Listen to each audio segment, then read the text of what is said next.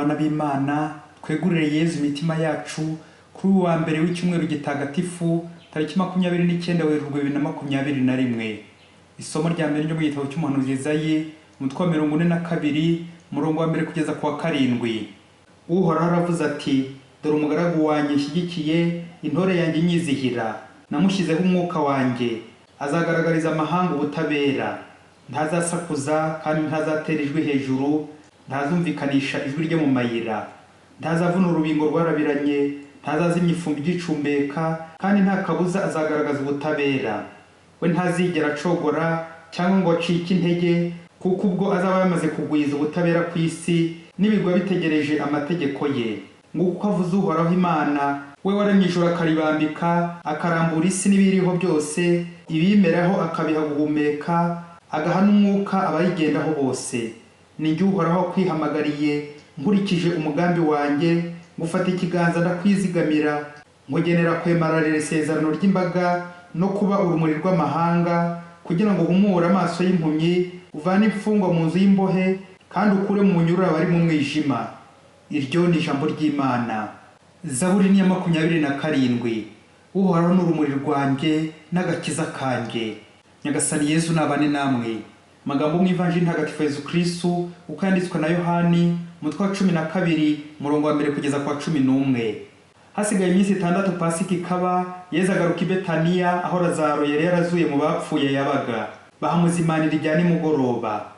Marita niwe waherezaga, naho Lazaro ari mu basangiraga nawe. Nuko Mariya areba inshuro y'amavuta y'umubavu kuri kandi uhenda cyane, ayasiga ibirenge bya Yezu, abihanaguza umusatsi we, maze umubavu utama mu nzu yose. Nibwo Yuda Isikariyota wo mu bigishwa be wari ugiye kumugambanira avuze ati: nguriya mubavu wajyaga kugurwa amadenari 300 agahabwa abakene, upfuye iki?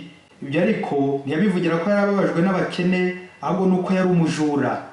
Nubundi ni wari umubitsi, akajya yiha kubyo bamubikije. Nuko Yezu aravuga ati: nimumwihorere, kuko umubavu bikiwe umunsi wo kunshyingura mu mva.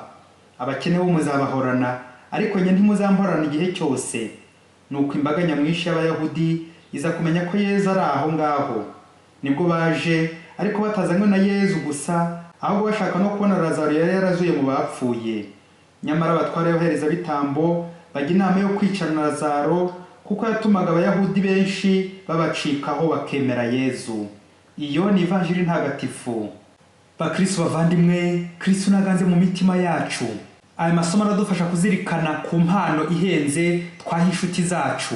Muri iki cyumweru gitagatifu, Yezu ni nk'aho ari gusezera kuko agiye kudupfira.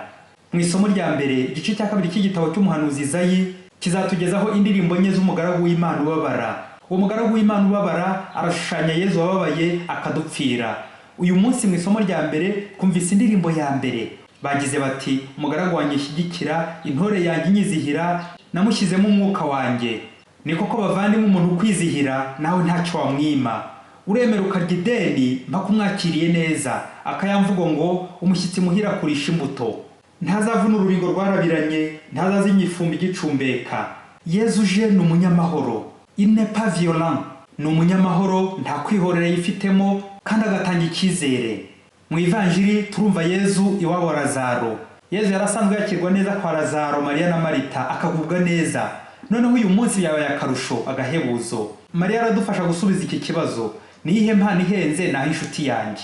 Mariya arishimira guha Yezu ikintu gihenze, ariko Yuda araza kwijujuta. Reka dusuzume iyi mitima ibiri: umutima witanga n'umutima w'ubugugu, wa Mariya n'uwa Yuda. Mu buzima tugeramo ibihe byinshi byo guha inshuti zacu impano.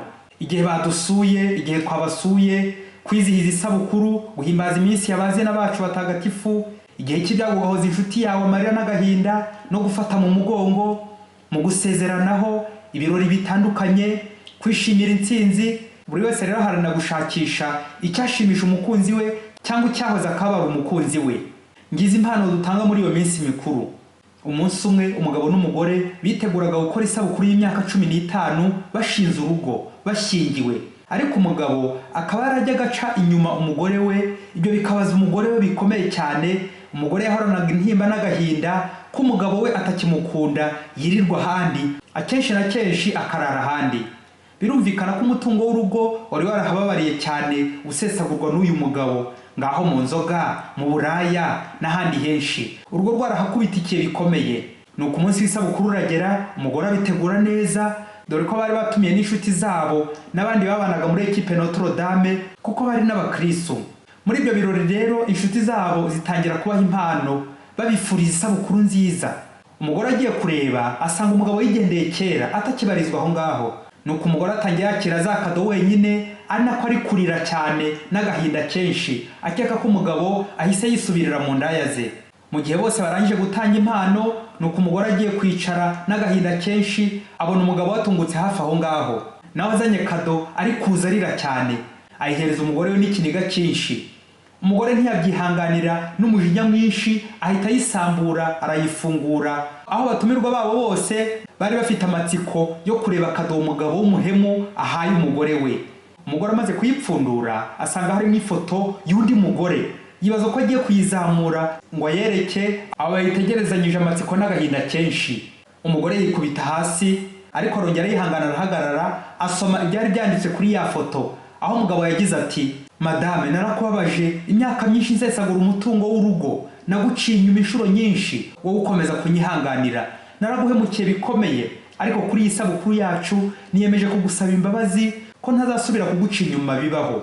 Iyi foto nguhaye nguyu umugore wari waranzengereje, uyu mugore ni wari waranzahaje. Madame, ndamukuzaniye ngira ngo nkwereke ko atakuruta, ko nta na rimwe nzongera kumukurutisha. Nguyu umugore wanzengereje.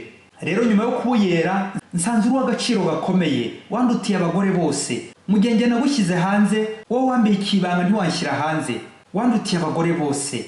Nguyu wa mugore wanzengereje, narinje kumukwereka, ndamukuzaniye ko ntazamusubira ukundi." Abari mu birori bakajya babona wa mugore uko ari kugenda asoma ya nyandiko, ano kugenda amwenyura gahoro gahoro. Bose bakomeza kugira amatsiko yo kumenya ibya ya kado. Nuko wa mugabo n'amarira menshi ahita apfukama imbere y'umugore we, birangira bongeye guhoberana, baraseka, barishima. N'abari aho bose bamenye ibya ya kado bataha bishimye ko wa mugabo agarutse mu rugo rwe kubera Imana. Ese mubyeyi, wowe nta muntu wakuzengereje ngo nawe umuzanire Yezu? Nta ngeso mbi yakuzengereje ngo yizanire Yezu muri iki cyumweru gitagatifu ngo ayikize? Nta muntu wazengereje urugo rwawe akavogera urugo rwawe, none urugo rwawe rukaba rwarasubiye inyuma rugahomba kubera urupfu rwinjiyemo, gatanya, kareganyi, shitani, umushukanyi yarabazengereje. Nta muntu wababereye shitani mu rugo rwanyu? Nta muntu wabaye Yuda mu rugo rwanyu? Iki cyumweru gitagatifu muvandimwe, nawe ubwira uwo mwashakanye uti: "Dore umuntu wari waranzengereje ndamugutuye, umbabarire. Dore ingeso yari yaranzengereje ndayikuzaniye, umbabarire. Dore ingeso ituma musenyera, nyibambye ku musaraba uyu munsi, nyishyize muri kado nguhaye." Erega ababyeyi, kado ziri ubwoko bwinshi: kado z'ibyo urya, kado z'ibyo wambara n'izindi mpano nyinshi, ariko hari na kado y'ibyaha. Ibyaha bigushavuje ukabizana ugasabiraho imbabazi. Burya abavandimwe, ubabara ibyaha byinshi niwe ukunda cyane. Mariya yabariwe na Yezu. Yezu nshuti ye aje kumusezeraho. None kubera uwo mutima mwiza wuje urukundo, umutima witanga, Mariya yawerekanye asiga Yezu ibirenge bye umubavu uhenze cyane, akanabihanaguza umusatsi we. Uyu musatsi wa Mariya ukagaragaza ko ubwiza bwe bwose abuhaze kubera Yezu akunda. Nk'uko tubizi, Mariya Madalena yari afite ingeso y'ubusambanyi. Rero uyu musatsi we wasanga ari wo kuranga bamuteraga ubusambanyi, none arawusuzuguye imbere ya Yezu. Iyi mpano ya Mariya ahaye umukunzi we ni indashyikirwa, kandi Yezu arayishima cyane kuko umubavu uzakoreshwa mu kumushyingura. Mbega impano nziza kandi ihenze! Cyakora iyi mpano nziza mu maso ya Yuda ntishimishije, kuko Yuda yifitemo umutima w'ubugugu, aho yibaza ati: "Nguriya mubavu wajya kugura amadenari 300 agahaga abakene, none upfuye ubusa." Yuda ameze nka Dimini w'urubuga rumwe muri Afurika ntavuze, uherutse gushishikariza abari kuri urwo rubuga bose ati: "Nyaboneka muri icyo cyorezo cya coronavirusi buri wese yitange uko ashoboye, tugoboke abakene, dufashe abatishoboye." Nuko abatura urubuga rwose bumva impuhwe zirabasabye, bakurikije uko Dimini wabo asanga ari umuntu w'umuhemu n'umupagani bitabuze, bo bakagira ngo yahindutse, bakagira ngo ni impuhwe koko afitiye abakene. Nuko Dimini amaze kurundanya urwo rufaranga abandi bigomwe, ahita ava kuri urwo rubuga akora left, na n'ubu ntaragaruka. Abandi bategereje ko azaba raporo y'igikorwa cyiza bakoze.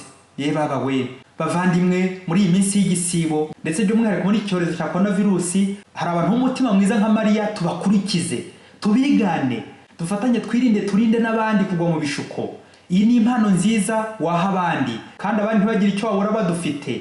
Uwo mwashakanye, uwo mubana, ntakajya ahorana agahinda n'ishavu, kandi wakagombye kumubera ibyishimo, ukigomwa ibimubabaza. Kandi rero tube maso muri iyi minsi, dushishoze, twitondera abatekamutwe benshi baza mu ishusho ya Bayuda, ngo ni urukundo rubazamutsemo da, urukundo rw'agahararo. Twirinde umutima w'ugugu no kwikubira, ngo twikunde, twishyire, ntidushake gushyira mu gafuka kacu ngo abandi tubakuzeho. Mu Kristo reba byibuze ingeso mbi imwe wiyiziho ibangamira uwo mubana, cyane cyane ya yindi wenyine wiyiziho abandi batanabona yewe. Yangeso uwo nibabaza Yezu buri munsi inshuti yawe. Yezu uri kugusezeraho, uyihambire mu gakarito gatatse neza cyangwa ambaraje kado, ubundi uyihemo Yezu impano uti: Yezu nshuti, dore ingeso yanzengereje, dore ubusinzi, ubusambo, ubusambanyi, ububeshyi, ubugome byaranzengereje, dore umujinya unsenyera hato na hato, ukansenyera umutima, ukansenyera urugo. Yezu sinzongera iyi ngeso mbi, nyibambye ku musaraba muri iki cyumweru gitagatifu. Ni koko hababarira uwabaye, kandi ngo urukundo ruhamagara impuhwe, n'impuhwe zigahamagara urukundo. Iki cyumweru bavandimwe ku batabizi ni icyumweru gitagatifu nyine, ni icyumweru cyo koga mu nyanja y'impuhwe z'Imana. Niyo habamo concentration y'umukiro, kirastitse, kiratsindagiye, gisendereye impuhwe z'Imana n'umukiro nyakuri. Nawe rero muvandimwe, ntucikanwe, ntuhombe. Umuhanga ati: kado ntabwo ari uguha umuntu ibihenze, ahubwo kado ni ukumuha icyo akeneye. Nuko nawe muvandimwe, Yezu ikimubabaza ni ibyaha byamubambishije ku musaraba. Nawe ugize utyo ukamukuraho uwo muzigo, waba umuruhuye. Yakwishima nk'aho umugore wishimira ko umugabo we avuye mu buraya, mu ngeso mbi, amuzaniye uwo rero wamuzengereje. Yezu mukunzi wanjye, ngutuye ingeso mbi zose zanzengereje, ndaje ngo mbabarire. Mana, nje ngusanga kuko uri umunyampuhwe, nagucumuyeho kenshi, ndaje ngo mbabarire. Amen. Padiri Masumbuko Ladislas wa Diocese ya Cyangugu.